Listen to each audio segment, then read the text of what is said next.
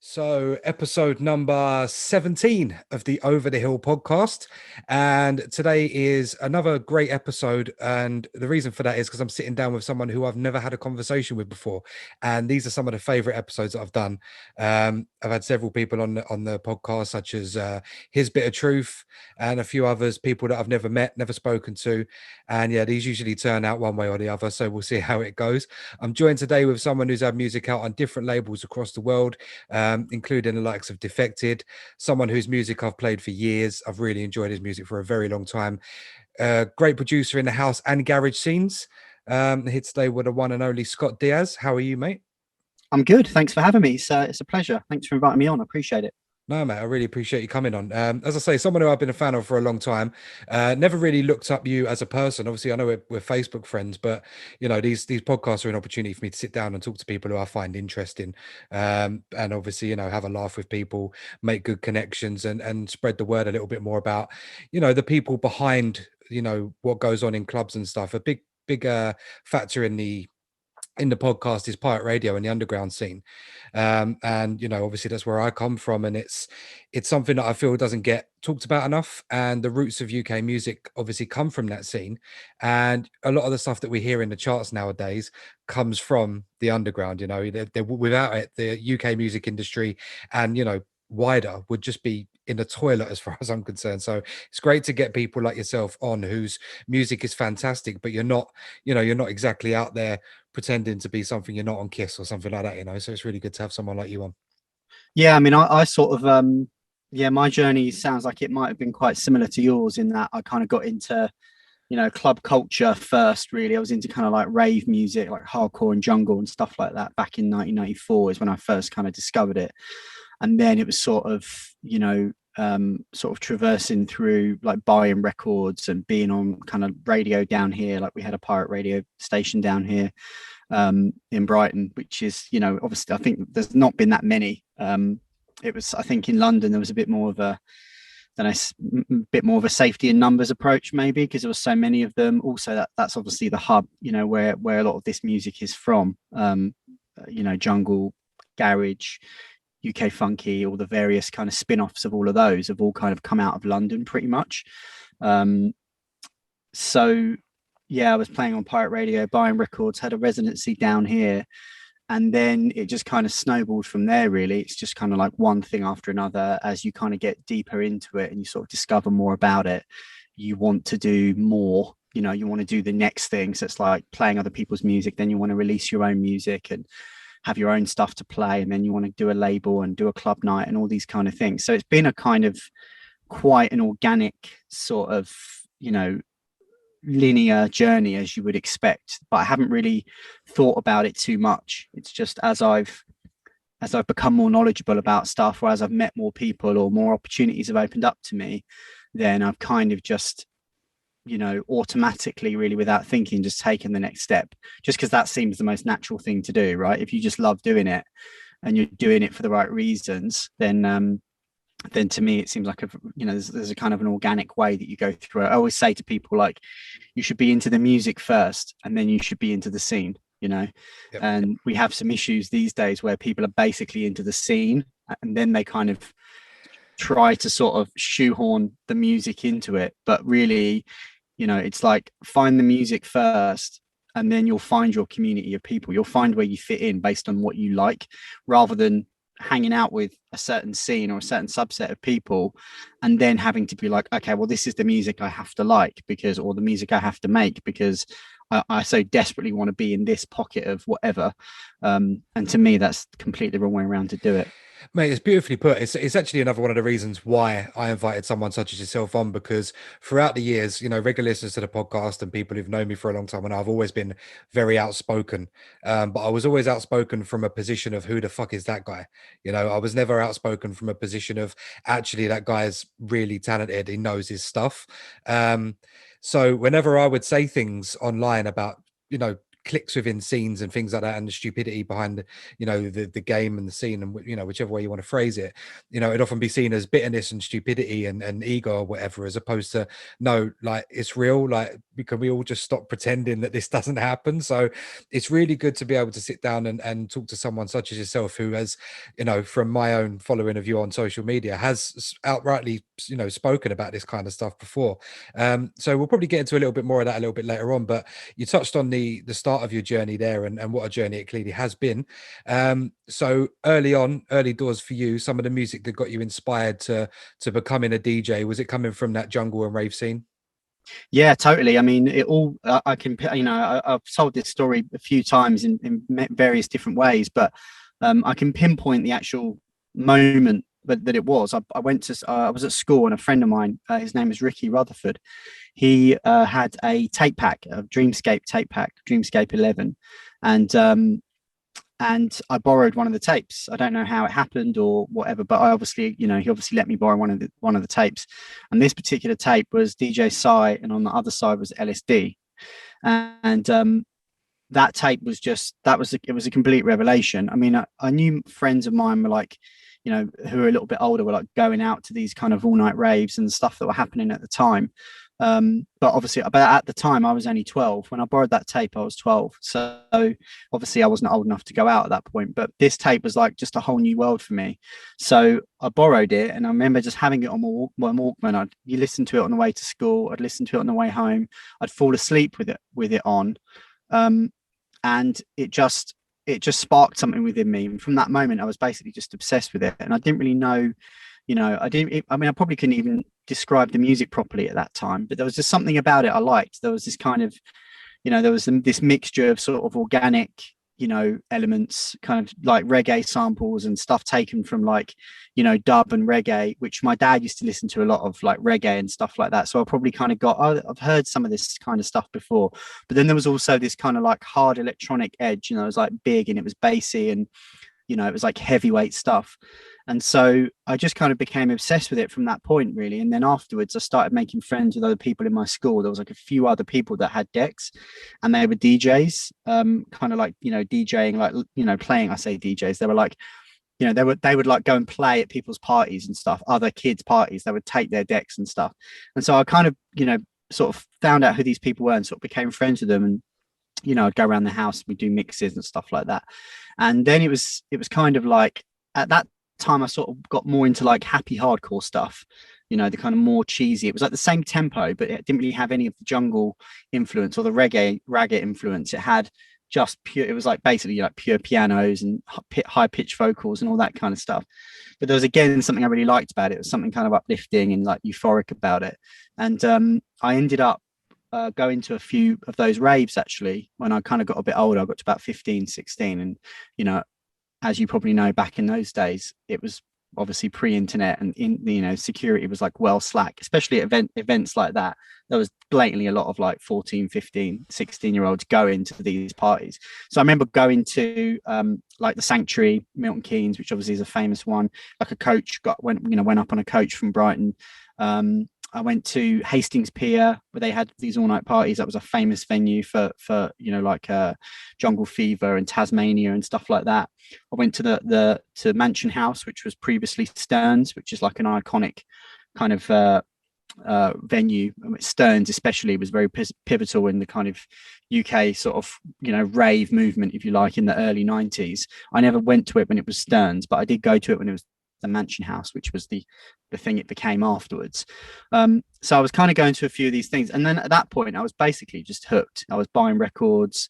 I was hanging out with a few people who I'd met in a record shop in Brighton called Happy Vibes Recordings, or HVR. And the guys I met in there, that shop incidentally was run by Martin, who is Crafty Cuts. And there was a whole bunch of people: Ed Solo, the drum and bass producer, and Dave Stone, who used to run an event called Meltdown, which was like a huge drum and bass party. He ran up, he used to do Movement up in London as well, and all these kind of things. They were based in the office upstairs, and a few other local DJs and stuff worked in there. And so that became like a real hub for us. And these guys I met, who I'm still really good friends with now, I basically just went in the shop and asked about this certain record, and this kid that was in the shop who's now one of my best friends. He just turned around before the guy behind the counter could even answer me. He just turned around, and he was a year younger than me. I think he was about 15 and I was 16. And he straight away was like, "Oh no, you won't be able to get that track. It's like a special, like a dub plate. You won't be able to get it. You know, it's a special edit." And it was just interesting that he kind of like piped up, sorry, so confidently, because now I know him. I know that he's like the most knowledgeable person I know about that music. There's like nothing he doesn't know about it. And basically, he's been that way ever since I met him, you know? So then we just hit it off. And then, of course, you leave the record shop. What do you do? Go and get a McDonald's. And we all sat around just talking about music. And that was it. We've become firm friends basically ever since that day. And then so it's just been a progression from that point, really. I kind of was into like, you know, the sort of hardcore jungle stuff, then hardcore, then jungle, drum and bass, then into garage. And then I was playing garage for a good few years, had residencies, you know, stuff like that.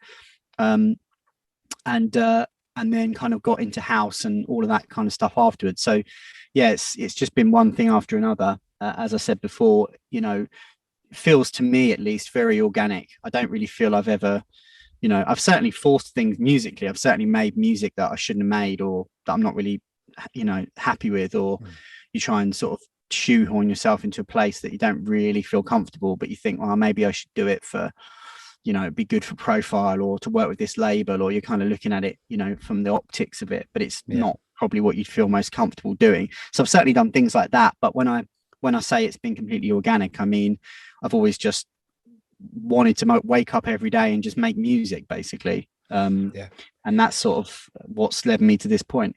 It's mad. There's so many of us that have come on that same parallel. So obviously, when I was in school, my dad was a DJ, so obviously that's like my musical influence. But when I was in school, there was always like a friend or a friend's older brother who had decks, and then this other kid had decks, and then you know I used to MC along to some of the old garage MCs, and then obviously So Solid Crew come around, and that's how I actually used to be able to write lyrics. So I would go around to friends' houses and start MCing on their decks whilst they were doing a tape. And then I'd pick up a little bit of the DJ. And then, yeah, same thing. It's just how it just goes. I think for so many of us, it's such a weird little community. And in a way, it is a little clique in and of itself, because not everyone gets it. Like my missus, for example, she just does not understand. When I say to her, I'm going to go and do a radio show, she's like, so what, you go in a room and you play music and you just like, okay, I'm like, yeah, but you listen to the radio. She's like, yeah, but I don't really like, you know, it's a weird thing. And it's one of them things where even ravers may not really truly fully grasp the community aspect of it. And I think there's a big part that's missing these days is that thing you talked about with the hub, you know, the record shop or the particular events or things like that, where you know that's where we would socialize, that's where we would learn to meet other people and share the passion. So yeah, you know, you obviously come from the correct roots, shall we say. So you touched on, you know, getting into house music and garage. When did the changeover of love for house music come for you, or was that something that you always kind of enjoyed just as part of the progression? Well, I think for me, it was, I was definitely, yeah, definitely it wasn't into, it was always around, obviously. And when I was a kid, when I was at school, and I used to listen to the top 40 and stuff on the radio, I would always, you know, tape certain tracks, and I was always drawn. I was always drawn to dance music. I didn't really know it at the time, but I was always, you know, I always liked all of the kind of sort of 4/4 dance music stuff, whether it was like Entrance, Set You Free, or like Strike You Sure Do, or you Live in know, Joy and stuff like that was my yeah, jam. all of those kind of like 90s sort of like, you know, almost like Euro dance type records, right? Even like stuff like Mr. Vane and things like that. Obviously, Yeah. it's very commercial, but it's basically, you know, essentially it's house music. It's just a very commercial end of house and dance music. But of course, it's interesting what you said at the top about all of these things starting underground. You know, you listen to a record like Ultra Nate Free, right? You're listening to that at like the under 18s nights I used to go to, and you don't understand at that point that that's had an entire journey from being signed as like, you know, an underground house record basically, and then being serviced with remixes and white labels being sold to such a point where the groundswell of like, you know, sort of love and attention on the record means that it ends up getting into the charts, you know. It's So funny it because has this that's whole when, journey. yeah, when people who don't really understand that as well, like people who listen to a lot of commercial music, I remember MK's track, like the Look Right Through dub #3. You know, humble brag, I was the first DJ in the UK to have that record. Big up MK. like I remember having that obviously a year before the general release. And by the time it had gone to number one, I was sick of the sight of it, sick of the sound of it. You know, it was just like, Right. but that's been the case for so many of us over the years. I mean, you touched on Ultranate. I remember around the same sort of time, Sonic went to number one. And I remember thinking, oh, this is a really great song. And my dad was like, yeah, we've been playing this for a year. We've all like Sonic's been around since like, you know, she's been a DJ for donkey's years. You know, it's just, it's really mad that you know that's how things come about. But yeah, sorry to jump in there, but yeah, Nice. the underground scene is the roots, man, for sure. Yeah, so I would always listen to all the dance music stuff, and I was kind of much more energized by that than anything else. And when I started playing garage, which was, when I was about 16, 17, I started buying garage records at that point, and it was kind of, I mean, when it would have been, I was 17, it would have been like 98, 99 when I started buying garage, and that was when it was really starting to emerge out of London. This kind of very specific, obviously speed garage was happening or had happened and was kind of just dying off. And then this kind of London underground sort of two-step stuff, Steve Gurley, Ramsey and Fenn, MJ Cole was doing all his VIP stuff, all that kind of era. And I was really into it because it was like bumpy and there was like vocals and it was great. And at the time, I was shopping in a record shop called Urban Records in Brighton, which was like a very influential record shop. The guy that ran it or co-owned it was called Mick Fuller, who was like a local DJ down here, and he used to have a night called New Garage Central, and it was like one of the first kind of weekly garage things in the UK at the time. It's voted, I mean, when I was resident, like for him, maybe a year after I started going in the shop, for about a year and a half, I think, and it was voted, top 10 nights in the UK by Seven magazine and Mix Mag at the time. So it was a pretty big deal. We used to have like, you'd have EZ, you'd have Matt Janamont, you'd have Ed Wide Boys. You'd also have all the kind of pirate radio guys. So like Jazzy D, Danny Foster, DJ Hermit, all the kind of underground people that were doing a lot of pirate stuff in London. We would have them as well. So it was a decent mix. And while I was shopping for garage in that shop, I became sort of part of the furniture, becoming a resident for him and everything. That was really, it was primarily a house shop. They sold tons of garage, but they probably sold more house. So there was always house stuff playing. I started going back, buying things I'd missed, early Masters at Work, obviously Todd Edwards, MK, all these kind of like dubs and stuff like that.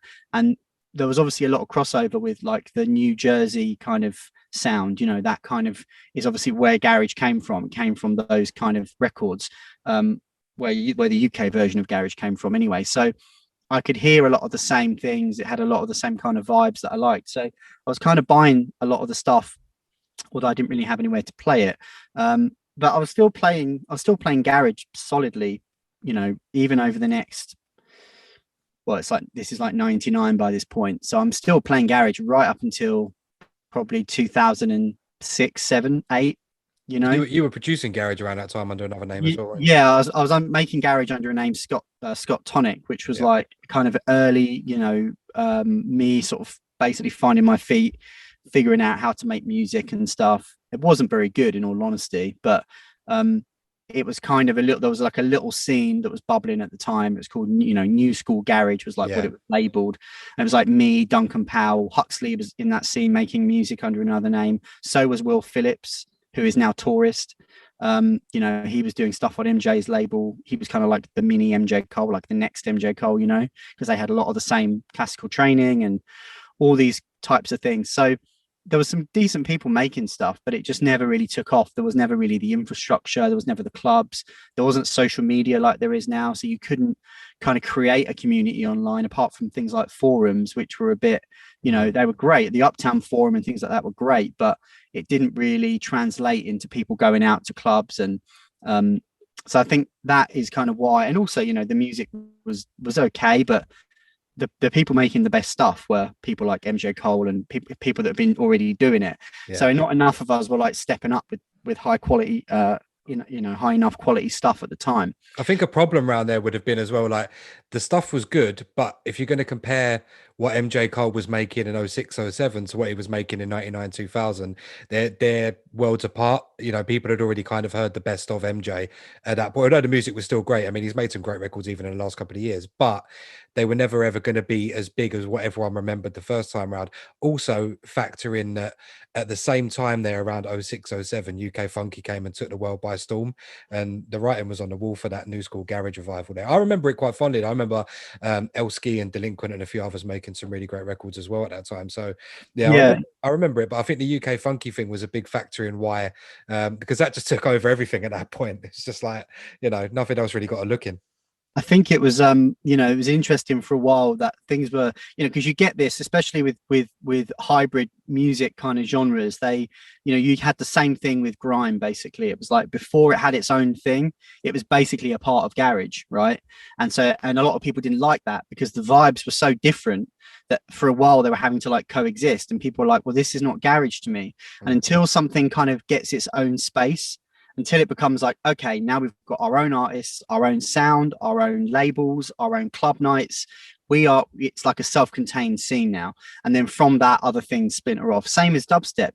Dubstep for a while was like a splinter off of garage without really being its own thing. It was just like people called it dark garage or like break step or whatever. They called it some, deviation on the garage name or two-step name. And then after a while, it was like, okay, well, now we've got our own artists. We've got Scream, we've got Benga, we've got Hatcher, we've got our own labels, we've got our own anthems. Like we've got big records that are like dubstep records, Yeah. And so it kind of, for a while, they have to coexist. Until they kind of splinter off fully to get their own scene. They're fully formed enough to be their own thing. It's funny that I remember I went to Fabric one night for a friend's birthday. It was True Players, which is always like the last Friday of every month, always, Hype and whoever else. And I remember I can't remember if it was 06 or 07, but I went into room 2, and room 2 was Dub Police, and it was like Casper and whoever. It was just their night basically. And it was just the vibe in there was just so much more lit than the main room. And I was like, oh, because I'd already heard of dubstep, but I, grew up around Croydon and Big Apple, like, Scream and everyone else is obviously there all the time and whatnot. But I remember walking in a room and just seeing the reaction to some of the tracks dropping and going, "Oh, this is serious! Like, this is actually like, wow!" Like, I never got into playing it that much or anything myself, but I was always blown away whenever I went to some of these dubs. I remember going to Corsica Studios, Elephant and Castle, and seeing Nero play before Nero was Nero. right, yeah. And you had DJ Cameo playing a grime set with Flirter, and then Nero came on and played us, and it was just crazy because you had some of the grime DJs and the dubstep DJs, as you say. There's always that crossover, but yeah, that was a scene in particular that I was like, wow, this is mad. A little bit short lived, but yeah. I mean, it's interesting how there's parallels between garage and dubstep in the sense that they kind of both had this really big moment. They had like stuff in the charts and Magnetic Man and they were these giant records, and then it just kind of went and it almost became like there wasn't the trouble, I don't think, with dubstep associated that there was with garage when it all kind of started to fall apart a bit, when everything got a bit dark and people were like getting shot and all this stuff was happening at raves and everything. I don't think that happened with dubstep, but it definitely had this thing where it became like not a fashionable word anymore. Almost like, oh, people are like dubstep, it's just and I think the other thing is as well, because it evolved onto the American shores, and then Skrillex took it and all the American guys took it and did this completely different thing with it. I mean, you listen to Skrillex's take on dubstep, it's just like sonically from an engineering perspective, it's just insane. Like the music, the level is so high. Obviously it doesn't share a lot of, it takes more from like EDM and those kind of areas than it does from like dub, right, than it does from like dub or garage, but clearly that's where it started. So I think maybe that's part of the reason why people became a bit jaded with it. Skrillex took it and did his own thing and won Grammys and all of that. Fair play to him. You can't knock him as a producer, as a musician. Seen him live as a performer as well. It's quite remarkable, I'm not gonna lie. So it's awesome that people take it and do what they do with it. But I think that's why we see these kind of like these peaks and troughs with music, and garage basically now is like back massively.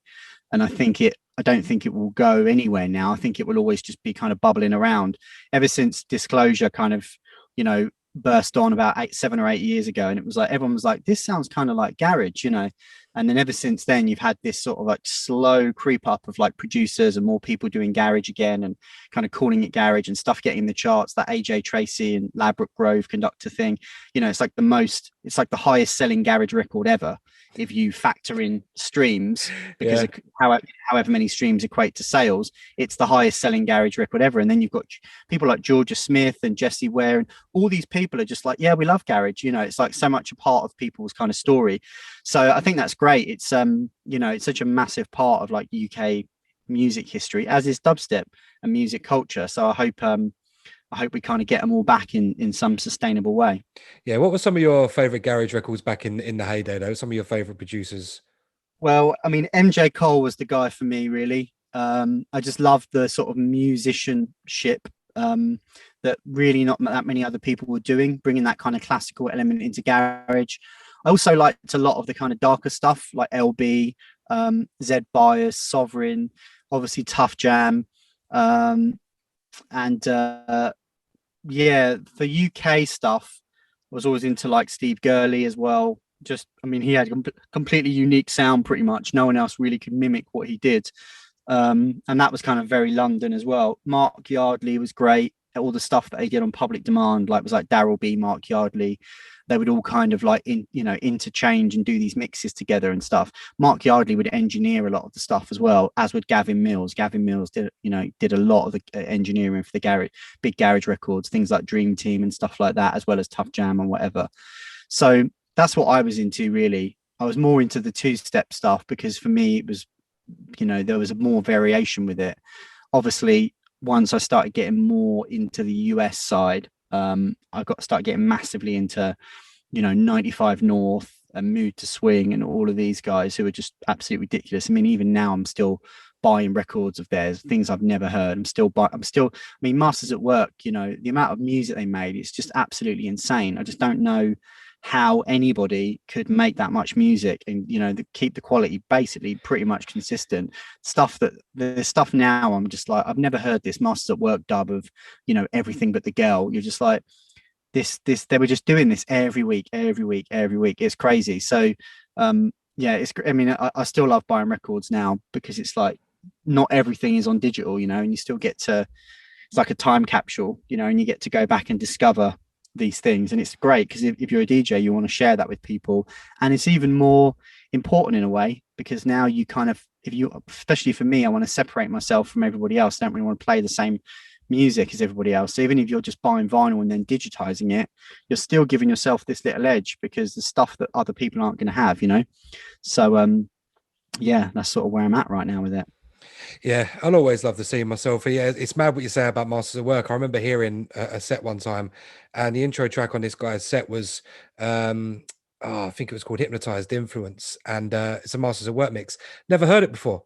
I'd never I was like, where the hell did this come from? And it's an absolutely fantastic record. It's like, this is mad. So yeah, always digging up random bits like that. I had a conversation with Brass Tooth on a few episodes ago, and we were talking about digging up old vinyls and things like that. And I managed to buy one of his old promos of a record that I just never had back in the day. And now it's just pride of place. It's sitting on top of my deck now. It hasn't moved at all since I got it. So it doesn't matter. I'm never putting it on the shelf. It's just staying there until the next gem comes along. So obviously, moving out of garage, you did the Scott Tonic thing and everything else, and in that new garage wave, where did you go next? Did you really start trying your hand at house music then? Yes, sort of. Yeah. So around about 2000 and I want to say 2006, 7, I met there was a guy called Bacon who was a DJ, local DJ, doing all the stuff around London, playing on Freeze and doing a load of gigs and stuff like that. And he introduced me to Matt Jam. That's how I met Matt. And he basically had a CD of my stuff, Bacon, and he gave it to Matt. And I didn't know about it at the time, but Matt ended up playing like 7 of the tracks on one of his Kiss shows. He was on Kiss at that time. And so obviously that was quite a big deal for him to play, so many tracks from one artist in the show. And yeah, he sort of said, on the show, like, this guy, Scott Tonic, he's my pick, one of my picks for this year, keep an eye out for him, all this kind of thing. So then he reached out to me afterwards and said, hey, look, I've got a studio here. Do you want to, get together, maybe make some stuff? said, yeah, sure. And at that time, I wasn't really doing a great deal. Obviously, his profile was, multiples bigger than mine was. But I thought, hey, let's just make some music and see what happens. We kind of did a few things, a couple of remixes for like Alicia Dixon. We remixed the Wide Boys, Sambuca, Tayo Cruz, I think, and stuff like that. But it was all kind of just doing projects, sort of finding our feet. We were doing a few things here and there. We put some stuff out. We had a label called Solo Tracks, which was kind of an offshoot of his solo music, but Solo Tracks was our one. And yeah, we put a few things out. And again, Facebook had only really just started. There was no Instagram, so we were kind of like, you're sort of really at the mercy of like having other labels and having a real kind of structure around you. You couldn't really create your own thing at this point fully, so that kind of didn't really help us. Also, the music that I was making then, I don't think was that great. I was still kind of making my way, and it wasn't really till like maybe 2010 2011 when I was starting to like, make records that were like consistently okay, like this is good enough to be released. And so yeah, got to about 2010, and we'd been doing the label thing for a couple of years. For a while, I was actually going up during the week and basically just living at Matt's for the week.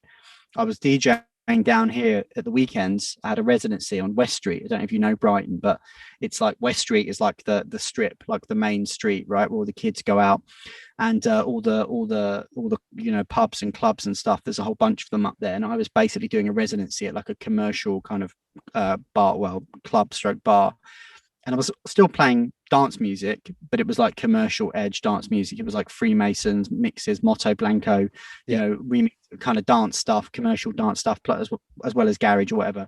So I was doing that for a while, and that basically just allowed me to make music in the week. I kind of earned enough from those 2 days to just be able to be in the studio for 5 days. So I would go up to Matt's on like a Monday, and I would just stay until like the Friday or the Thursday afternoon or whatever, and then come home.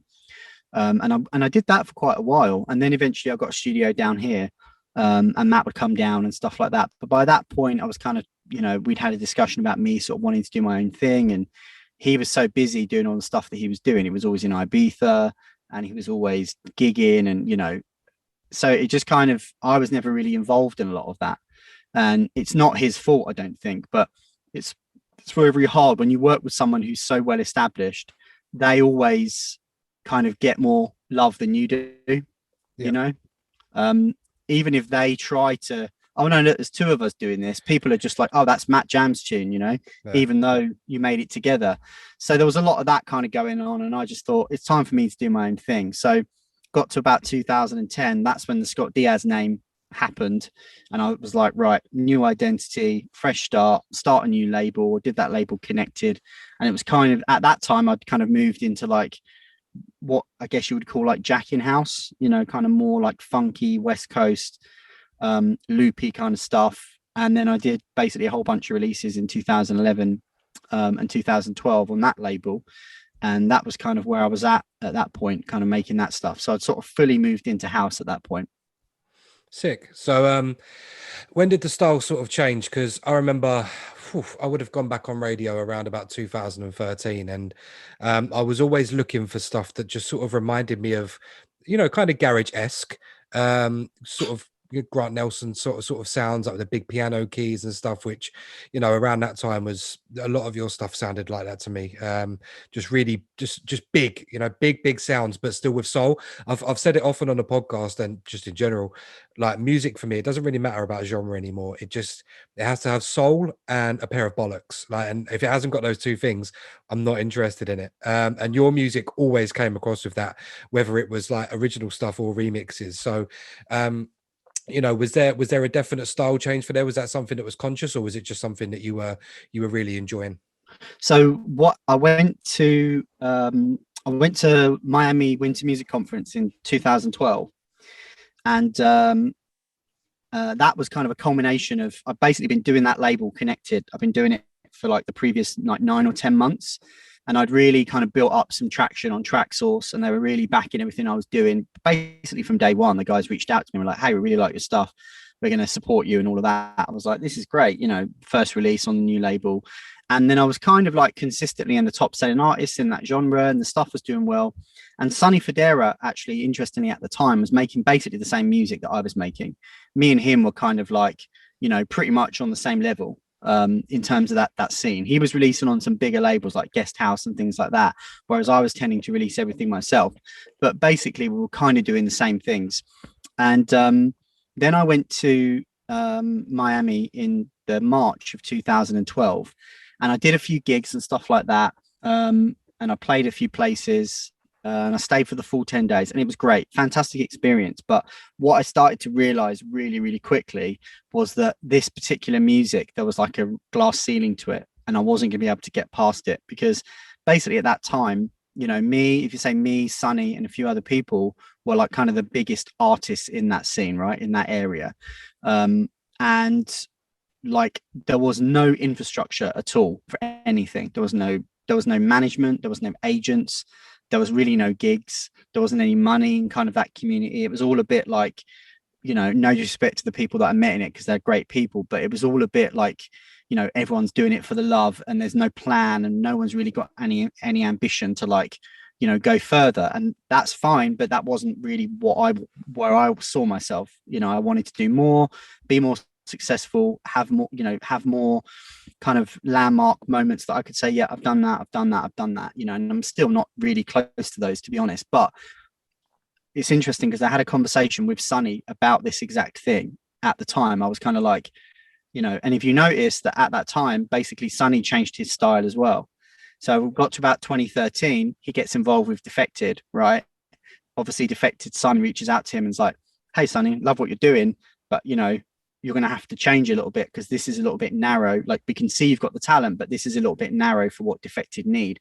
So then, of course, after that, it starts becoming, he just ever so slightly changes his style. And now the stuff that he's doing is obviously, it's much more like kind of piano house festival, that kind of vibe. But obviously for a while, he was doing the jacking sound basically the same as I was. So we kind of had a discussion, me and him, and we were like, there's a glass ceiling. Like there's no way you can get past a certain point. You can only grow to a certain place, and then you outgrow it. And it's exactly what happened to Joey Youngman as well. Joey Youngman was basically the undisputed guy making that sound, still is really, if you look back on what his back catalogue is. But he obviously got to a point where he was like, I can't get any bigger in this area, so I have to become Wolfgang Gartner. And he's gone off, and that's taken it to a whole new stadium level, working with will.i.am and Eve and all these kind of people. So there was that kind of, those conversations and that realization really is what made me think I have to adjust. So then after that Miami trip, ended up spending like 8 months in California that same year to the end of 2012, basically. And I was doing a lot of gigs, and I was playing kind of these small parties and doing rooftop things in LA and San Diego. And it was fantastic, amazing experience. I got to see all these different places, go to Arizona, go all over California. It was great. And I was DJing, and people were like, already knew who I was for the most part. So I kind of, got to enjoy all of that. But I came away from that time there just being like, this is, again, there's like a glass ceiling, and I'm not going to be able to get any further if I just continue to make the sound. Also, that sound is most popular in like the West Coast of the United States, and I don't live in the West Coast of the United States anymore. So, at the time, then 2013, there was some really interesting stuff happening. Huxley, Disclosure, Dusky, George Fitzgerald, all these kind of people were making like this kind of cool, garage influence house stuff. It was kind of bassy, like square bass thing was back and all of that. And I was like, yeah, this could be cool. So I started dipping into that, because basically a lot of it just sounded like garage to me. So I was like, okay, I just get to, so I did we did the remixes for like Booker T, and I did the thing for Therapy EP, Grant Now, something for Grant's label, Freeze Dried, Deep Inside. Then not long after that, it was like, I did the Shakedown and stuff like that. So yeah, it was kind of very much a conscious thing to move away. I mean, I still love that sound, that jacking sound. It's amazing, but it's very much like, it's so niche, just like the new school garage thing was 5 or 6 years before. It's so niche. It's basically just, you go and it's just like essentially just, a bunch of producers listening to you playing, other music. doesn't attract loads of girls, doesn't attract a diverse range of people who are not into making dance music. It's just like kind of other producer nerds are going, oh yeah, I really like that, Yeah. that sound or whatever. So yeah, it's sort of producer porn. So it kind of just made me think again, I've got to change. And then of course, a couple of years after that, I ended up changing again because I ended up getting into massively, I was getting heavily into jazz and stuff. And then I started discovering all this really cool kind of, sloppy, almost sort of jazz influenced house, like people like Fook and labels like Razor and Tape and Fritz Wentink, Wolf Music, all that sort of stuff. And I was like, oh yeah, this is really cool. I think I could make some of this as well. And I tried a couple of things. They didn't come out that great, but I had to really get my head around the sound and what they were using to process, and the musical side, the chords and stuff like that.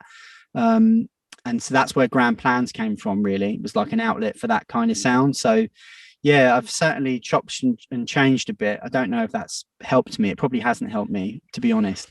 But it's I've like I was saying, I've always tried to do what has felt sort of organic to me and like path of least resistance. I want to have fun with it because it's a slog, man. Like making music, this industry is a slog, and it's hard to make money and it's hard to do it consistently. And especially when you get to my age, I'm nearly 40 now, and I've got a wife, and it's like you've kind of got to think about other things in your life. It's not just you're 20 years old, I'll just make music and see where the next few years take me. It's like, you've got a mortgage to pay, you've got to think about life insurance, you've got to think about what's going to happen if something happens to you, and going on holidays and looking after your family and all that sort of thing. So it definitely changes it. So within that, my point in saying all that, what I'm getting at is that within that, you have to try and do things that you really love, because that kind of makes it worth it. If you get to kind of do something you love and you can go, I put this piece of music out and I'm really happy with it. Then if it goes somewhere, that's great. If it's successful, that's great. But even if it's not, for some reason, you still managed to do something that was true to you, and you didn't, you weren't miserable while you were making it, because why would you want to be miserable while you're doing it? And in the process, when it's so hard anyway. Mate, you've really touched on quite a few important points there. First of all, you mentioned a couple of names, which it's so interesting that you're a few years older than me, and obviously you've done things way above anything I've ever done. But we have some serious parallels. You touched on a few names there, and I remember around about 2011, I stopped doing radio. Radio was always my first love before actual DJing or before playing at clubs or anything like that. You can keep all of that. You can keep it all. Which stations were Um, you on? I was on Flight FM. I was on Ice Cold FM, Supreme 96.1. I was on an internet station called Fat Beats for quite a few years. Oh yeah, I remember that. Yeah, I've been everywhere. Like, I've done guest shows on Shine FM and all the other big stations, Pulse FM and everywhere else. So I actually had I had a show played on a Brighton pirate station about 5 years ago.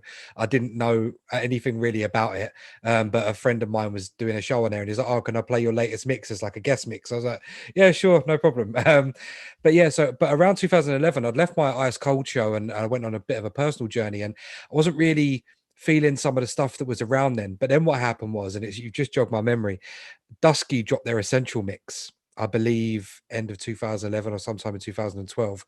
And I remember hearing those guys that you mentioned, like George Fitzgerald, Huxley, Bicep was another big influence for me there as well. And yeah, that dragged me straight back into radio. And that's when, early 2013, I finally jumped back on Flight FM.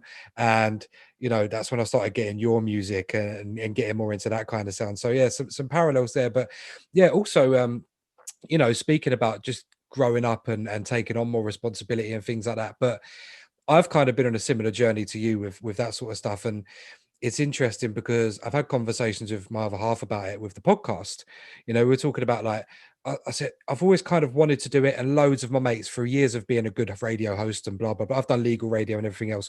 And they're like, oh yeah, you should do a podcast and blah, blah, blah. And I was producing a podcast for Tote, the betting company. I was producing their podcast for them because, I'm pretty handy with that kind of stuff. And I never got around to it. And then I was a guest on another podcast, and here we are 17 episodes later. But I was sitting there talking to her about it, and I was like, after I did the first episode, I was like, I really love this. Like, I actually love doing this. I love being able to sit and have these conversations that we wouldn't be able to have the opportunity to in a club environment. Or, it's not often you could just sit and turn around to someone and go, oh, let's go for a beer and talk about music because we're all busy and everything else. But obviously, where gigs aren't fully back yet and where people have got a little bit more time at home, it's been a really good experience to do it. And yeah, same as you, I'm not really doing it for for it to be something major, and it's not going to bug me if it ever is, but it's that passion, it's the enjoyment, it's a product that I can sit there and look at and go, yeah, this is actually really good. This is something I'm enjoying and just feel so happy with doing. So yeah, I really related to what you just said about, your journey with the music and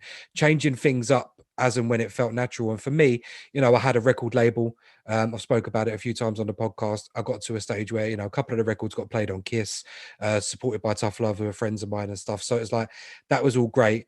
It just got to a stage of a few of the last releases where it was like, look, if this doesn't take off now, I'm not interested in carrying it on. A big problem is I was never willing to go to other people's events and meetups and stuff and kiss people's asses and try and pretend to be something I'm not. Not really Right. much of a socializer like that anyway. So that's why, again, I'm a little bit opposed to some of the clickiness that goes on. But yeah, so it just got to a stage for me. It was just like, if I'm not gonna blow, nah, I just can't do it anymore. And then obviously the next step took me, a couple of years, but the next step was this. So yeah, man, really relating to a lot of what you're saying.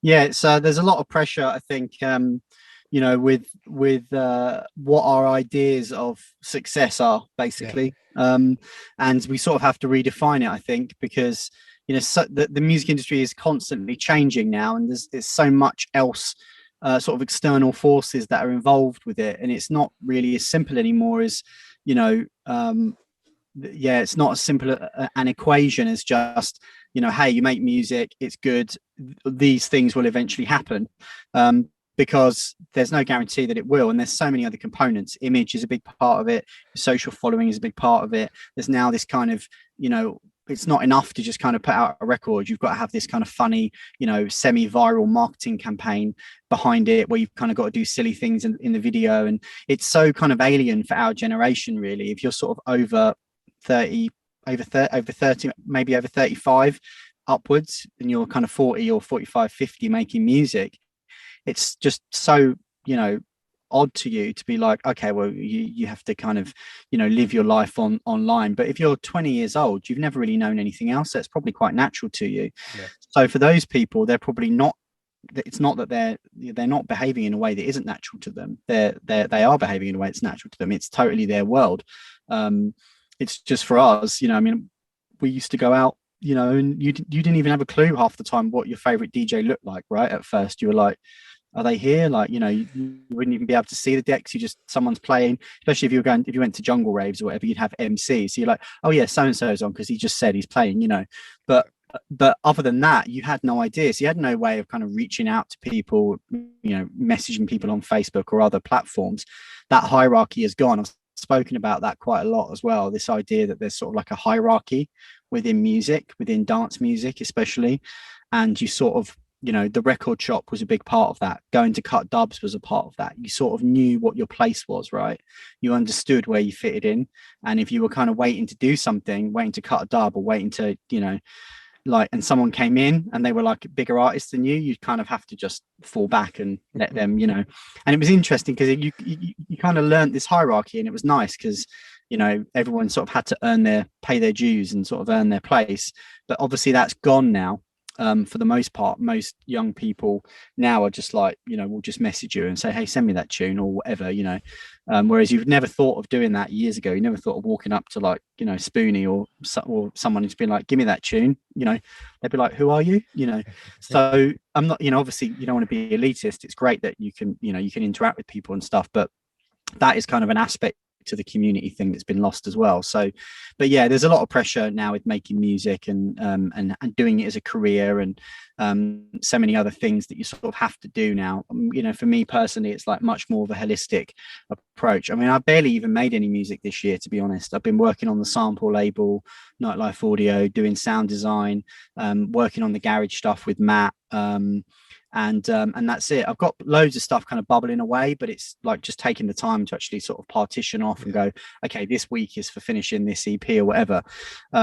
but yeah, you sort of have to be, a bit more open-minded about it. Everybody's kind of doing coaching and tutorials and samples, and and that seems to be like, it's funny because a few years ago I was doing all of these things and people sort of looked down on it. It's interesting how it's Mm. changed in the last, especially since the pandemic, obviously, but even slightly before that, you'd have certain people that would never have made samples, they would never have done online courses, and now almost everybody's doing it. I think I put up a post a little while ago going, I see you, all those people that were like talking shit about, selling your sounds and everything 2 years ago. You were talking shit about it, and now you've done, within the space of 6 months, you've done an online production course, and you've done a sample pack. It's like, I get it, like I understand why, but this is why I was telling people years ago, you've got to diversify what you're doing, because if something's going to come along that wipes out your gigs for even 3 months, who's going to have money to survive? Most people, unless you've got Yeah. other streams of income. So I think you have to redefine it, what success is now. um no Also one's selling the numbers they happiness. were. Happiness is a Right. big part of success. It's like, to put it bluntly, and if you're not comfortable with me saying this, then we can edit it out. But would you sit and be able to call Avicii a success in life? Because that man was driven to the point where he was, we don't know the circumstances surrounding his passing, but either where he took his own life or he was so ill he passed away. Right.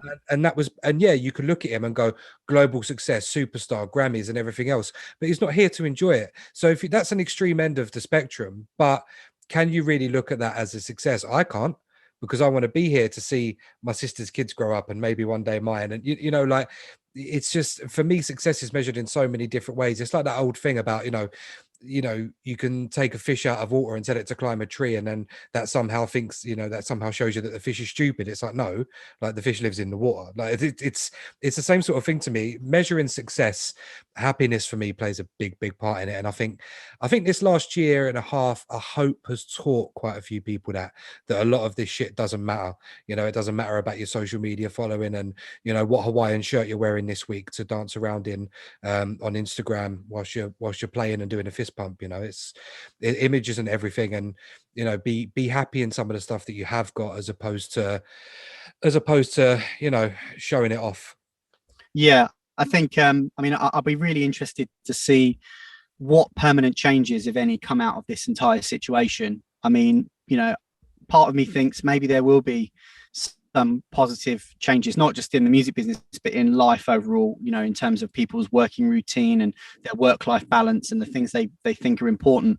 But within music, I'm the cynical part of me thinks maybe there won't be, because there's already some early signs that it's already just back to normal.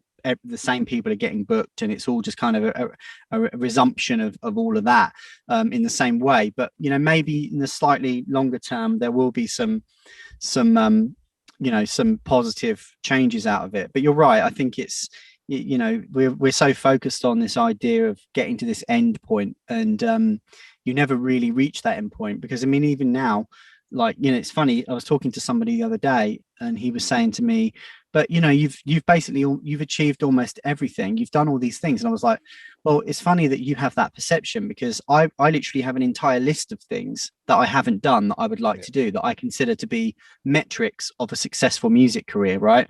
So I'm talking about things like doing an essential mix, right? That's one. Winning a Grammy, okay. Most people, there's lots of people who are very talented that never win a Grammy, but you still put it on the list, right? It's still, even if you just get nominated for a Grammy, that's still great. To do to tour South America, or to tour, um, you know, uh, you know, do a tour of Africa or whatever, right? All these kind of things, all these different metrics have a Billboard #1, have a Billboard dance #1, remixer #1 artist, or whatever. All these kind of things, and maybe you don't get to do them all, but if you can tick off a whole bunch of them, then these are sort of the traditional benchmarks, you would say, for, like, pre-internet. Okay, yeah, essential mix, yeah, #1 record, or this, that, the other. Mm. So now, of course, you have to temper that a bit, because people aren't selling the numbers that they were. There isn't this physical aspect mostly to music anymore, so you don't really get, you can't really look at your discs on the wall and think, wow, that that Usher single back then, we were on that CD, we're on that record or whatever, because obviously now it's all digital. So it's people's attitude to music has changed in the way that they consume it, and we're all kind of part of it with Netflix and everything else. We kind of all do it. So the convenience aspect is sort of, we've sort of traded the convenience aspect for the attachment, to the music. Basically, we've got less attachment to it because we're more sort of obsessed with the convenience, and that's kind of, as a society generally, we've become more like that, I think, with everything. So yeah, I'm much more focused now on sort of trying to keep a balance of not just relentlessly putting out music, but also doing other stuff and building up other businesses and other opportunities around what I'm doing that still leverages what I know and everything like that. So, I'm going to be doing an online course, like production course, but instead of just doing this whole, it's an hour and you kind of want to charge people silly money for like an hour of a production course, it'll be a full on, 5-6 hours broken down into each different topic, talking about also mindset with making music, all these kind of things. So, that's something I'm going to work on at some point. I'm still doing the sample label, working on stuff for Akai as well, doing sounds for them, as well as still making music. So, right now I'm kind of just enjoying it. And it's actually been really nice to not really have to think about gigs, because in many ways, gigs sort of are like a distraction, Yeah. It's sort of, you get to the end of every week and you think, okay, we get to Friday, you think, well, shit, I better start sorting out music for tonight and tomorrow or whatever. And it sort of, diverts you away from whatever you've been sort of focused on throughout the week. And it's kind of hard for me. I like to, I like to stick to one thing until I've finished it, and if I have to spend 4 days on it and then take 2 days off to do gigs or whatever, to do sorting out music, then do the gig, then come home, and then I find it hard sometimes to get back into that. But what can you do? So it's been nice to not have to think about that, and you can be much more single-minded. So it'll be interesting to see, how all of that goes once things sort of open up again fully, whenever that properly is. Yeah, gigs are a tough one. It was the same for me with radio as well. I've spoke about this a few times, but when I was doing Represent, which is a legal station in London, it's a youth-run community station in Brixton. It's a really, really great station. I was there every Saturday night, 7 till 9, for about 4 or 6 weeks, and I was running the label at the time with my boy Eamon, and listening to promos every week, executive producing a lot of tracks, getting things finished, getting things out, making social media clips for this and all this other kind of crap. And then I was having to sit down and plan fresh music every week, and trying to figure out, exactly which ones of our records would get played and what other stuff needed to go there. And I had producers sending me music because I was on legal radio every week, and listening to that and programming a set, actually being able to, know what time I'm going to bring this in and what time I'm going to bring this. There's a lot of work that goes into a show like that. And even with my pirate shows, I always try to be as professional and over the top as possible. So yeah, it was a killer. Like, and I work a 9 to 5 as well. So it was just like absolute mayhem, just trying to keep on top of all that kind of stuff. So yeah, I completely feel what you're saying. You touched on the new stuff that you've got going on, but I just wanted to go back to some of the other releases you've had. Obviously a little bit of a pinnacle, something I'm sure might have been on your bucket list. Releases on Defected. How did that stuff come about? Well, the Defected one's an interesting one because I did a mix for the Suburban guys. I did a remix of a track by Round Shaped Triangles called Set Me Free. And that was sort of where my relationship with Suburban started, actually, from that point. So I did that remix for them, and I think that got the attention of Defected. Andy Daniel, who's now at FFRR, was working for them at the time, and he reached out to me.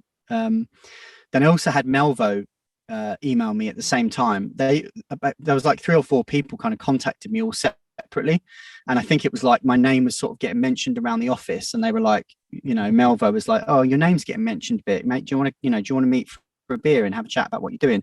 And I was like, "Well, I'm actually coming in next week to meet Simon, so if you want to go out after that." Then he was like, "Oh, don't worry, if Simon's kind of talking to you." So I went for a meeting with them, and we sort of talked about doing some stuff, and I said I'd send them some music. They were supposed to send me some vocals, and it never happened. And I just kind of got, I got sort of analysis paralysis, really, I think, with them. I was never really sure where I fitted in all honesty. I've never really spoken about this before because no one's really asked me, but I love Defected I love what they do. I know they get quite a bit of flack because people see him as being a bit, because they're growing. They're a massive label now. They're, I mean, they're like the Manchester City of house, aren't they? they're basically a giant label at this point. But the thing is, the guys who work for Defected, most of them are really nice guys, and everyone I know is really nice. Every single person I've met that works for them is nice, and they all do it. They're all in it for the right reasons, right? They all love house music. They love dance music. They love music in general, and they're knowledgeable about it. And Simon's smart. He's been around long enough to know he needs people that are kind of like-minded and have the same passion for it that he does. So he's got a great team of people that share those qualities. And from the outside, people obviously look at it and think, oh, it's Defected doing another this and that, and they book the same artist and all the rest of it. But I think they're pretty fair, in all honesty. I think they're pretty fair. If you put music out with them, they will book you. If that they like to have this relationship where the people that play for us, for the most part, are releasing on our label. If they're not, then they're masters at work, and these people have already done stuff in the past. So I find them pretty fair. It would be easy for me to go, oh, I DJ for them in Croatia and they did this and then they never booked me again and all the rest of it and be bitter about it. But the reality is I could have continued to send them music. I could have tried to get more stuff released, and I really haven't. I haven't really sent them loads of music for consideration. I've sent them one or two things, and it hasn't been right. And they've always come back and said, it's great, but not right, not quite right for us. Okay, cool, no problem. So, I could be relentless sending them stuff every other week because I've got a personal in with, probably 4 or 5 people there. I can chat to Simon, I can chat to Melvo, I can chat to Wes, who I'm probably the closest to of all of them because of the Simmer Black connection and everything like that, and Low Stepper and all the rest of it. So, I like what they do. They're in a difficult place, I think, because they are such a big label. They're huge now. They've got a big staff to look after. They've got a lot to think about, and they have to sign records that are going to do the right thing for them. They need a Camel Fat Cola. They need a Storm Queen every year or every other year. You need these big tunes to really help you pay for kind of the rest of the year. And obviously now events is a big part of what they do. And to their credit, like Simon, I think is, I've never spoken to him about this, but I'm sure that he'd be very conscious of them not going down a Ministry of Sound route, where they sort of just became like the culture was gone in the end. But for Ministry of Sound, it was just pure like, okay, we're just going to make like handbags and water bottles and, and Defected do merchandise, but they seem to do it in a way that is kind of cool and in line with what they're doing. And, I don't think they'll ever really sell out in that way. Yes, they have to have hits. Yes, they clearly, if they're an independent label, they're only just about independent anymore. They're basically they're like a mini major now, right? They're like as much of a major as you can get in the dance music world, really. Other than Ministry, which I would kind of say that went a long time ago. They're basically just a major now. So they kind of, Simon obviously wants to keep that heart of the community and the independent aspect. So I think they get, quite a bit of unfair stick, to be honest. But maybe I'm biased because I like a lot of the people that work there. I really like Melvo and Wes and Simon and the people that work for them. They're banging to their music, So I think they get a little bit of unfair stick. But yeah, so I kind of had this meeting with Simon and some stuff was going to happen, and eventually it kind of got left and it kind of really petered out. And I was living in the States at the time. I was living in the US. This was like 2016, I think. I went for that meeting, so clearly I was on their radar or whatever. But if I'm totally honest, I said this to Simon when I actually saw him the next time. I think I saw him at ADE in Amsterdam, and I said, look, I don't really know like where I fit in with Defected. Am I Sonny Fodera? Am I because by this time Sonny had kind of wasn't really working with them as much, and he was kind of off doing his own label thing, and he obviously felt that that's what he wanted to do, and he'd been with Defected for like 5 years or whatever at that point, or whatever it was. So were they looking for someone to kind of come and do that? Did they see me as being more like a classic music type of thing? I would say that my music probably at the time I was making fitted more in with classic than it did it, is it DFTD? Like, what, I didn't really have any idea of like where I fitted in, and I didn't really see myself as being an artist that really was like linked with, like, that fitted on Defected, because I wasn't really making that big sound. I wasn't trying to make that sound. So I kind of got a bit stuck, basically. I kind of was like, well, what should I be making? And so when you do that, you overthink everything, you make the wrong stuff, and it just didn't happen. So it sort of never really came to anything. I mean, I've spoken to Seamus, who's now Seamus Haji, who's now looking after Sulfuric. Sulfuric's probably a place that I fit in best if you think about the sound and that label. But at the time, they weren't really doing much with Sulfuric or anything. That kind of only came on maybe after I had the meeting or whatever. And then since then, I've spoken to Seamus, and he's like, come on, man, we've got to get you on the label. You've got to send something for Sulfuric or whatever. So, the door's still open. And I had a lot of fun playing for them in Croatia and Ibiza and stuff like that. But that's kind of, how that came about. It's nice to know that people like what you're doing, and that you've kind of got the ear of people, especially people that you think have got good taste, because they sign a lot of good music, and they like a lot of good music. So yeah, it'll be interesting to see what develops, but I'm not going to force anything. If I do something that's kind of right for Sulfuric or something like that, that would be great. But if I don't, then it's not the end of the world for me. But the remix of Heat came kind of like a little while after I'd had that meeting. I can't remember who it was. Luke Solomon actually reached out to me and was like, "Hey, we've got this Rapson record." And it's funny because I'd actually been playing the Rapson. I'd actually been playing it already because it had already been out. Yeah, I love that record. I think, was it Opolopo, one of the mixes? Yeah, that was the mix for me. That was the mix for me. Yeah. See, the thing is, as well, I knew that Opolopo was doing that mix, and so I was like, well, I can't. I mean, what am I going to do? Do the same type of mix? So I was like, I have to do something else. So that probably wasn't my completely natural style, that mix I did for Defected or on that particular track. But when I wasn't, the grand plans kind of thing, if I'd have done that sort of jazzy thing, well, Opolopo had already done that mix on that vocal.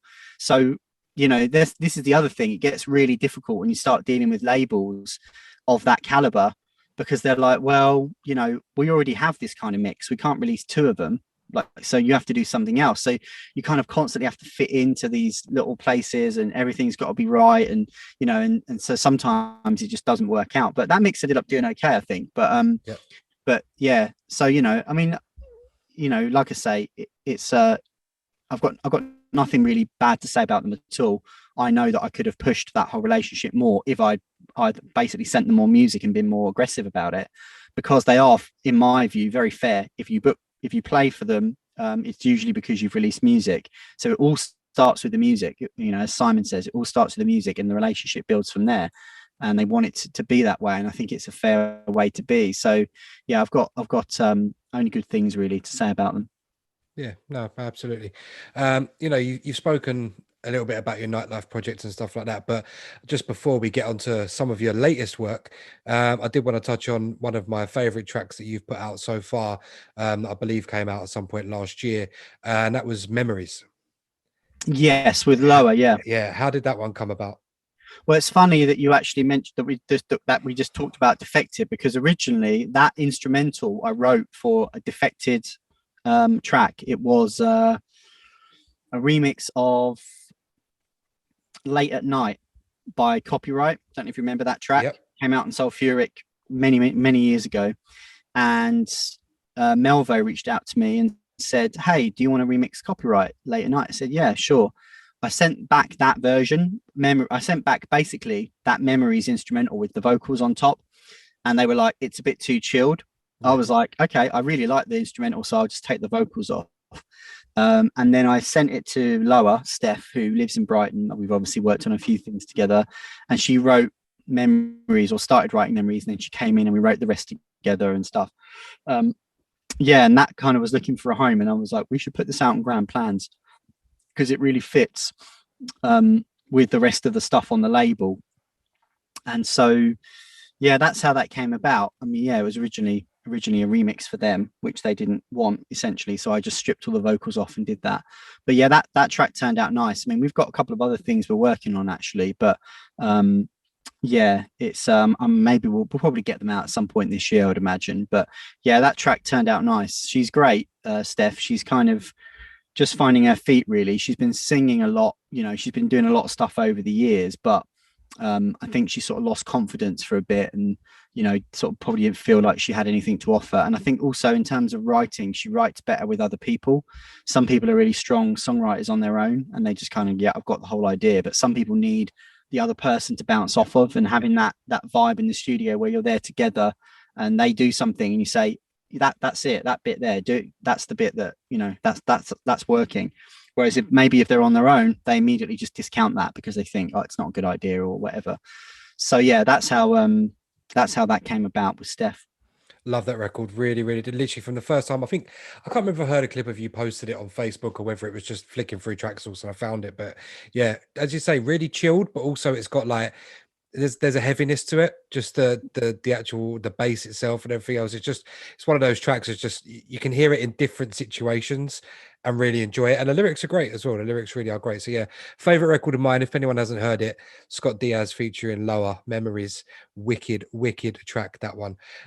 So yeah, the nightlife audio stuff. You said a lot of it's come about during the pandemic, and obviously spending a hell of a lot of time at home as we all have been. What was it something you've always wanted to do? I know you said you kind of been looking at that sort of stuff years ago. Something you've always wanted to do, and something that just it was the right time to actually finally put it into motion? Well, I think that, I've been doing sound design projects and making samples for probably like 12 years. So probably since around 2009. I did a few things for some sort of smaller labels at the time. The industry was nowhere near as like well formed as it is now. It's pretty big now. But at the time, it was kind of just getting going in a major way, and there was still a lot of kind of the standards weren't quite there. A lot of the inconsistency with packs and labeling and the sort of standard, the quality control, should I say? Around about 2012, 13, I struck up a relationship with Loop Masters at the time, who also are based in Brighton, and kind of just started working on a few things for them. I did deep house and garage packs. I did 3 of them, and they were kind of like bestsellers, and loads of people were using them, and it was kind of all based on that Dusky, Huxley, that kind of era. And they were really kind of some of the first packs onto the market, and they were like pretty significant in terms of the fact that they were getting a lot of downloads and stuff. So I did quite well out of those. And then because that relationship sort of had started from that point, I did a few other things, and eventually I started a label called Connected Audio, which was sort of an extension of the old Connected music label that I'd had. I had Connected Audio, and I was doing a few things here and there. This is when I was living in the States from 2014 to sort of 2018. But I was doing loads of music and hardly as many samples. But I was also doing projects for Native Instruments. I'd done sounds for Akai. I'd done stuff for Sample Magic. So I'd worked for pretty much all of the leaders in the space, in this space. And especially for the garage samples, no one else was really making garage samples to the level that I was, even to the point now where people are still using those sounds now. So it got to the year before last, 2019, and I kind of, had this deal with Loop Masters, and they kind of wanted to go in a different direction, and so they basically bought that label from me. Which allowed me to kind of freed me up basically to do something else. And so I already knew at that point in 2019 I was going to do something else, but I just didn't know what. And then I kind of came up with the name Nightlife Audio. That makes sense, kind of based around club culture, based around the art of sampling, which obviously all dance music is based on sampling. So it kind of all made sense in terms of my journey, in terms of what I'd been into as a young, producer, how I came up, what I was using to make music, and what I felt I could offer, or that we could offer, because there's other people that I work with and stuff to make the sounds, and musicians and people like that. And then it actually was I was already working on stuff at the beginning of 2020. The view was to launch it at some point in 2020. And then obviously the pandemic happened, everything kind of shut down, like, end of March or whatever. And then at that point, I just sort of thought, okay, I might as well just focus on this solely now, pretty much. I already worked on loads of music as well. So last year I had a whole bunch of music that came out, but it was already stuff that basically I'd made in the first few months of the year. So I kind of was able to take my foot off the gas with that, know that there was releases coming out every couple of weeks anyway. on different labels and stuff, and then just focus on launching Nightlife Audio. So it launched August last year, and then I've slowly been kind of just building it since then. It's been a little bit, obviously it's still a young business really, so we're still just kind of getting established and investing into it and doing a whole bunch of stuff. But yeah, so that was always the plan. It just happened to launch. I just happened to have launched a label called Nightlife Audio when there's no nightlife. So, I totally get the irony in that. But at some point, obviously, I'm hoping we'll have nightlife back, and then it will all make sense. Yeah, absolutely. Speaking of the future, I've seen that you're back producing some garage under another alias as well, and back with your old partner in crime, the one and only legend, Mr. Matt Jam Lamont. How's that reconnection sort of come about? And is it something that's just you know aching to get back into garage and give it another swing, or was it something that's just like, well, it's here, so might as well just jump on it? Yeah, I think I got a bit jaded with doing house all the time. Yeah. Just garage is so much freedom. Do you know what I mean? Not just because of the different drum patterns, but just because of the kind of stuff you can throw in. It's much more. You can throw in, you can throw in like ragga stuff. You can throw in, bass stuff. You can throw in R&B stuff. You can do funky stuff. You can, there's really almost no rules. And with house, it's a little bit more rigid. There's certain things you can't really do. You can't, everything has to be sort of certain arrangement and stuff like that. So it was just a bit like, man, I was kind of just a bit like, I want to kind of break it up a bit, So I sort of spoke to Matt about maybe doing a label, and he's kind of coming down once a week and we're doing stuff together. And the idea, funny enough, again, this was agreed at the end of 2019. We had already started working on stuff, doing a couple of bits and pieces and projects and stuff. And the ideal for Underground Freaks really was for it to be kind of an events brand as well. So to kind of do what Kiwi have done, where they have a label and they have kind of a stable of artists, and you kind of release people's music, but then you kind of do these small 300, 400, 500 capacity cool clubs, and you kind of take it around. You do Underground Freaks tour, and Underground Freaks obviously is a shortened version of Underground Frequencies, which was the Tough Jam, famous Tough Jam compilation. So I was like, well, can't we take that Underground Frequencies but do it something different? So Underground Freaks, then we got the little kind of Executioner logo, and it sort of all made sense, like garage, underground beats for garage freaks, like that kind of thing, So we kind of thought we can brand it, and Matt's obviously got a lot of connections. He does like festival stages, and he's always getting asked to do events and stuff like that and put his name on stuff. So we thought this will be cool. We'll just do that. We'll start a label and kind of get it bubbling and do a few things. Obviously the pandemic comes along, stops all of that. There's no events, but we're like, okay, well, we've already got this music and we've got to kind of keep going and keep putting stuff out.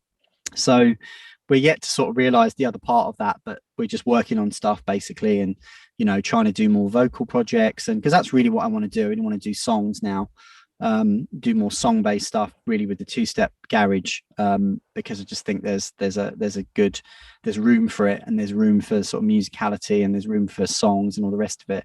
So that's kind of what we're working on. So yeah, again, that was something that was sort of decided upon before COVID happened.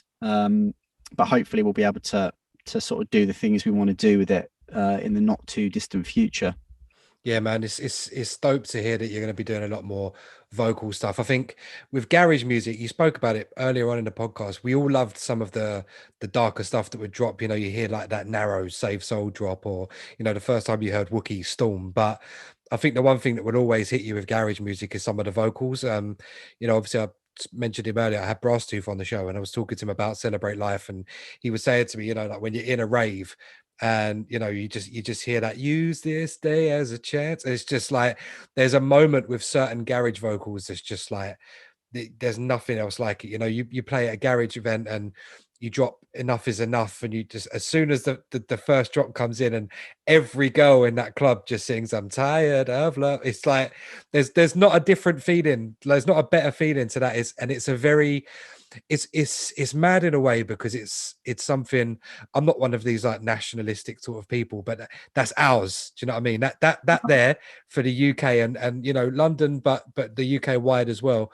That's ours. That is our thing, and there's nowhere else in the world that has that. And that for me is fucking special. Like there's nothing else like that at all. So yeah, I'm really happy to hear that you're going to be doing a lot more vocal stuff, and who better to be doing it alongside than one of the greats as well, so that's really cool to hear. In terms of going back out into clubland and stuff, what have you got coming up, and how are you feeling about getting back on the road? I think I've got a few things happening. I think it'll be nice. It's been nice to have the break, to be honest, but it will be nice to get out and see people again. And I'm a very social person, like a very tactile person, and so kind of having to sort of, be on your own for most of it, for most of the last, however, long last year or whatever, and sort of not hug people and all the things that sort of are so natural if you're like in the club world, right? Being around your community of people and all the rest of it. So yeah, it'll be nice. I think it'll be interesting to see what the events are like, and if everyone's comfortable, and if there is still going to be this trepidation around people being close together. And a lot of the people will be young people, so maybe they won't, but so it'll be interesting to see. But yeah, I'm playing a thing called A Side B Side. This is on the opening weekend, 26th, provided everything goes ahead. I'm doing that. So at Let It Roll Records in Kentish Town. It's only a small venue, but they're going to stream it as well, so that'll be cool. It's the guys that own the Shrubs and Dubs place, record shop and plant shop. Then I'm coming back to Brighton that night, and I'm playing before Greg Wilson at this new venue called the Water Bear. So at Function One in there, it's like an opening weekend for that. They got Stomper Funk the night before. And then the following week, I'm doing the W in London, I think, for iCulture, Steve Taylor and Rich Earnshaw's thing. And then I think the week after that, I'm in Brighton just doing some outside. There's a venue down here called Oh So Social, and it's like kind of a outside terrace venue. It's pretty cool. So I'm doing that the week after, I think. And then I'm also playing there with Moose T at the end of August. Moose T is playing there, and I'm playing before him. And then other than that, I think they're pretty much the only things that are completely confirmed. I think a lot of people are holding off because they really want to see, I had 3 things for the opening weekend and then like nothing for the 2 weeks after. So I thought, well, everyone's really hedging their bets on this opening weekend, but people are just dying to make it happen. So, yeah, we'll see. Hopefully everything opens and it kind of goes ahead. Otherwise, those things will get shifted, and then everything else will get jigged around again. Yeah, don't want to be back to square one, but there's parties that have been going on. I was talking to Si Says about it on the first episode. He was saying last summer, some of the brunches and stuff, but it's just so weird because everyone has to kind of stay in the seats and things like that. So yeah, I was saying to him as well, there's a few events locally that I've been asked to go and play at and sort of shake the dust off of my headphones for the first time in a couple of years, and I want to, but I don't want to go if it's going to be that everyone's got to be sat down and stuff like that. Don't get me wrong, I'm not opposed to the COVID restrictions and lockdowns or anything like that. I've lost family and shit recently to it. It's just, I'm not one of those people, but I also don't want to partake in that bullshit. I don't want to be there when people are stuck. It's not the experience that you want to be a part of, is it? No, no. If I'm going to go, especially someone like me who hasn't played out in a couple of years, I'm not going to go and play out and do it like half-heartedly. I don't want that. Measures. Yeah. You got to go and be full on, enjoy it. Everyone's yeah. I totally agree with that. Yeah, because as DJs, we feed off of what's going on out there, and if you don't, then you shouldn't be playing, as far as I'm concerned. That's something I will say for any DJ who's listening. If you're not feeding off what's going on out there, hang them up now. Do not carry on, because you're not here for the right reasons. But yeah, touching on that, as we mentioned at the start of the pod, you have been quite outspoken about some of the clickiness and stuff. Have you had much blowback or any sort of hate for some of the stuff that you've said? That it's nothing. You've never said anything rude or incorrect, as far as I'm concerned. But do you ever get people hit you up and just sort of try and come back at you about stuff like that? Not really, no. I mean, most of the stuff I get is like support from people. Basically, if I see people out, they're like, love the stuff you put up, man. You're always saying what the rest of us are thinking and stuff like that. So I mean, the only person I've ever really had any disagreement with has been Sneak. I was gonna say, have you heard anything from him? That's the only, but that isn't really, I think there's a distinction between, I'm never personal with people, it's never personal. I never would, DJ Sneak, I'd never say anything about the way he looks or the way or what someone's weight is or anything like that, because that's not an argument. That is not a way to debate somebody. It's like, these are the facts or the opinions. if you start veering into personal stuff about people, then you've already lost the argument, So I'm very strong on that. But for me, it's just, I'm an insightful person, and I think I've got enough experience to understand the music industry as a whole, different parts of it, what the reality is. And so if I can kind of communicate that to people, or give people a sense of, look, it's all right, actually, if you don't think you're doing that well, it's all right to be like this, or it's all right to think like that, then, I'll try to share that. I think there's too many people who, you know, there's too much now. It sort of plays into what social media is, especially on Instagram. Everyone presenting their best version of their life, right, to the world. And within the music business, there's also this. It's also like everything's great. Like every gig was great. Everything's going great. Every day in the studio is productive. I'm making brilliant stuff all the time. It's just not realistic. You don't make brilliant stuff all the time. Every day is not great. You have lots of down days where you think, this is just not working. I've got to do something else. I've got to find something else. I've had my run. What am I doing? I'm 40 years old. I'm 39. I'm 39 years old. I've got to do this. I've got to do that. I should be doing these gigs. I'm not.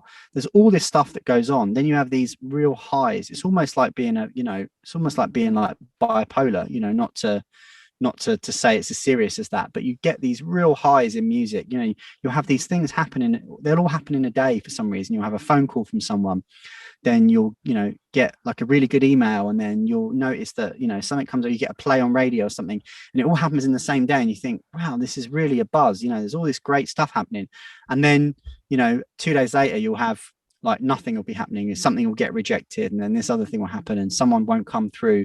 You think you would get, someone's like, oh, I don't need you for that gig now, so the 700 or 800 quid you were going to earn for that gig is gone, and or whatever it was.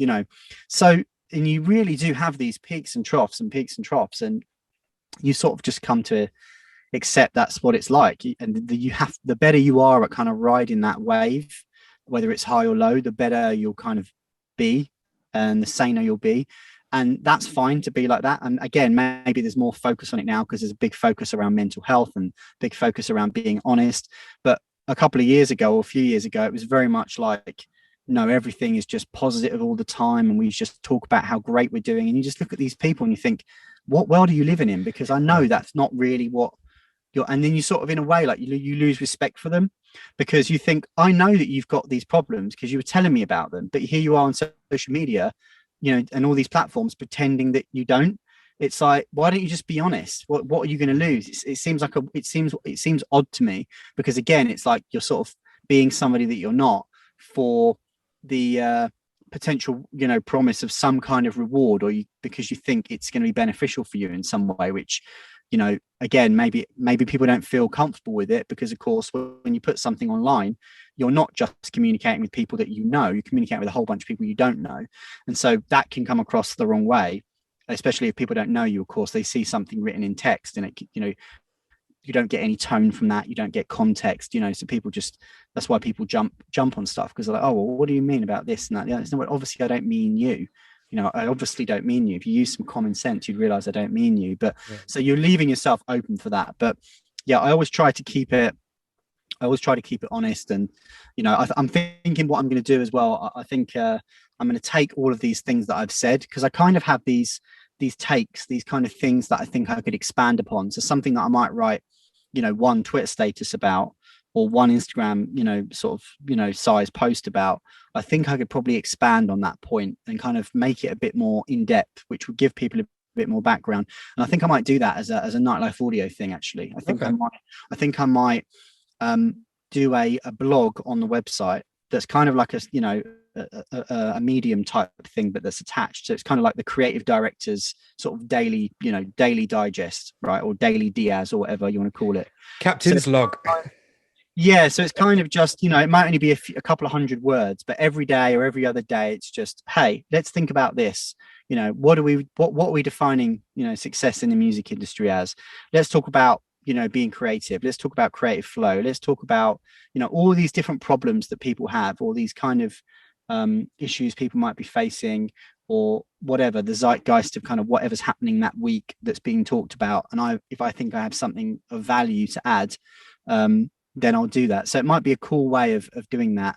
That allows me the room to sort of do it without having to do everything as a 1,000 word blog post. It's more digestible, but obviously that format works a bit better because you don't always have certainly don't have the space on Twitter to do it, and you don't really have the space on Instagram either. Yeah. And Facebook, not a lot of people read those kind of posts. So if you can keep it short, digestible, but useful, and kind of connect it to what you're doing in a way that makes sense, because I've already got so many of those things I've talked about, it would be easy for me to kind of just pick one and expand on it, and sort of do that repeatedly. So again, that's something that's on the list, but something I've got to actually take the time to get to. Hopefully you won't upset DJ Sneak anymore as well. That'd be quite handy. Hopefully, yeah. Although you might, as if you want to get in line with the amount of people that have argued with that guy over the years, then I think it's a fairly long queue. Mate, it's been a real honor and a pleasure and a privilege to be able to sit down and have a conversation with you about the stuff you've done, stuff you will be doing, and everything else. Really great to actually get to make your acquaintance and sort of just chat for well over 90 minutes now. And yeah, really appreciate you coming on. Where can people check out all of your stuff, including the nightlife audio and social media stuff? Yeah, so Nightlife Audio is www.nightlifeaudio.com. So that's NITELIFE, spelt like the Kim English track Nightlife. Nightlifeaudio.com. So there's like there's packs up there, free samples, and information about who we are and the whole story and stuff. Obviously, I'm on Instagram, Twitter, Facebook, Scott Diaz. And on Spotify, Traxsource, Beatport, whatever. I've also got a website, scottdiazmusic.com. And that's really more kind of just a holding sort of page that just directs you to all the other places. So feel free to reach out, whether you've got questions about production or questions about anything, creativity, problems you've got. I'm very receptive on social media. Pretty much answer all messages, get back to people, I'm quite happy to do that. So if I can help anybody, I will. This is all part of, again, this new holistic sort of process that I think being part of the community and actually giving back, and rather than just being sort of somebody who doesn't answer messages and doesn't reply to people and all the rest of it, it's not really me. So so that's where you can get hold of me, and thanks for having me on. I appreciate you asking me. Mate, no problem at all. And I will put a link to the Nightlife Audio website in the description of the podcast for any of you who are listening on Spotify and iTunes. If you're listening, we are going to be putting up the full video of this in around about a week after the podcast drops. Just getting around to editing 2-hour, 3-hour videos is very painstaking when you're trying to work a 9 to 5 and everything else. So shouts out to everyone who's been checking out the YouTube channel so far and subscribing. As at the time of recording, I've just put up the podcast with Brass Tooth episode 12. Big shouts out to everyone who's been spreading the word about the podcast. Thank you very much for tuning in to episode 17. Follow and subscribe on Twitter, on iTunes, Spotify, and everywhere else. You can follow me on Twitter if you want. If you're into left-wing opinions and posts about MMA, then cool. And don't forget to subscribe to the YouTube channel. If you want to get in touch with the show, it is the Over the Hill Podcast at gmail.com. Send in your confessions, your dilemmas, and everything else. Didn't get any this week, so I'm not going to get Scott to read out any of the embarrassing ones. Maybe we'll get him back on to do some more. Mate, once again, thank you very much for coming on. And peace out, everyone. Until the next episode, take care, be well, and enjoy the reopening.